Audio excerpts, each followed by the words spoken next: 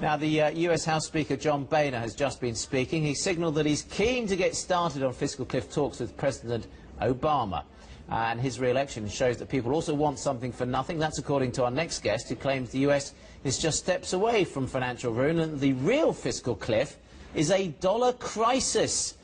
Peter Schiff is CEO of Euro-Pacific Capital and author of the Little Book of Bull Moves in Bear Markets. Peter, thanks for us. Look, the dollar's always just a short step away from a massive crisis, but then so is the yen, so is the euro, so is the pound.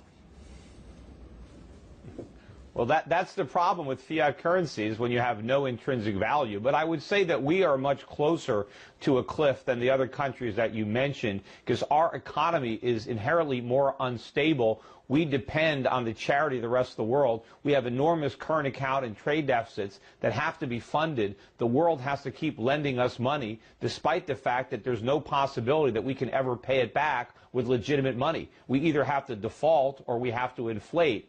And I think the real fiscal cliff is going to come when we run out of credit and we do face that crisis. Peter, you've got growth. You've got an awful lot more growth than we've got over here. We don't have real growth. All we do is spend borrowed money. That's not growth. We can goose the GDP with stimulus, but at what cost? How much money do we have to borrow in order to get that phony growth? You know, if you look at this fiscal cliff, the supposed fiscal cliff that's coming up, how did we get it? That was the can that we kicked down the road a year ago. We made a deal to raise the debt ceiling by postponing the pain of spending cuts and tax increases, and now they want to kick the can down the road again and still pretend that they're doing something about our fiscal imbalances. The real fiscal cliff is if we cancel these so-called spending cuts and tax hikes and don't go over this little molehill, but we fall over the mountain that's coming.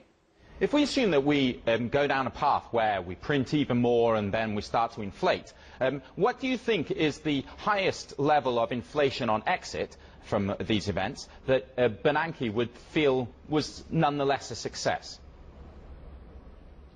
Well, they're going to lie about inflation. Inflation is already much higher than any reasonable central bank would tolerate. In fact, if you look at recent political polls that were conducted in the United States, the single most important issue that worries the average American right now is inflation. Inflation is already a bigger concern for average Americans than unemployment or the housing market, yet the government deliberately creates more inflation because it thinks that's the solution to our problems. It's not. It simply makes those problems worse. But we can try to hide the extent of the inflation through these doctored up CPI numbers or other government measures that claim to show inflation. They hide inflation. But at some point it's going to be so bad that there's no way the government's going to be able to pretend it doesn't exist. Who knows how high those numbers are going to be, but they're certainly going to be double digit, and I don't think the first digit's going to be a 1. Double digit, Peter. Is that more than 1? Okay. 20, more than 20%. Well, more than 10. I'm saying we're going to have double-digit inflation in the United States, but the first digit may not be a 1. It may be a 2. It may be a 3. And I hope that we avoid hyperinflation, you know, Zimbabwe style, Weimar Republic style, but we're going to have to make some dramatic changes. We're going to have to go over a much bigger fiscal cliff than the one everyone's talking about now if we want to avoid hyperinflation. Peter, where are the savers of the world? If they're not going to buy treasuries, where are they going to put their money? Well, they buy gold, buy silver, buy something that a central banker can't create out of thin air.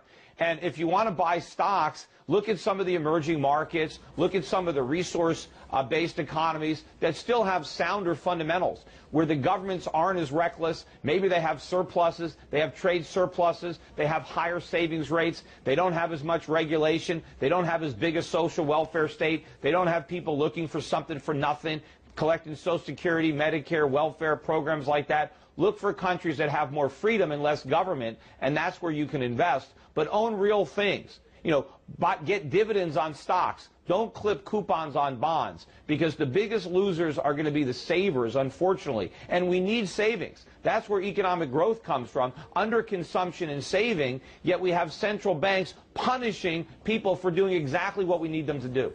Peter, always good to talk to you. We've got to let you go, unfortunately. We could discuss an awful lot more, but for now, thank you. Peter Schiff from Euro-Pacific Capital.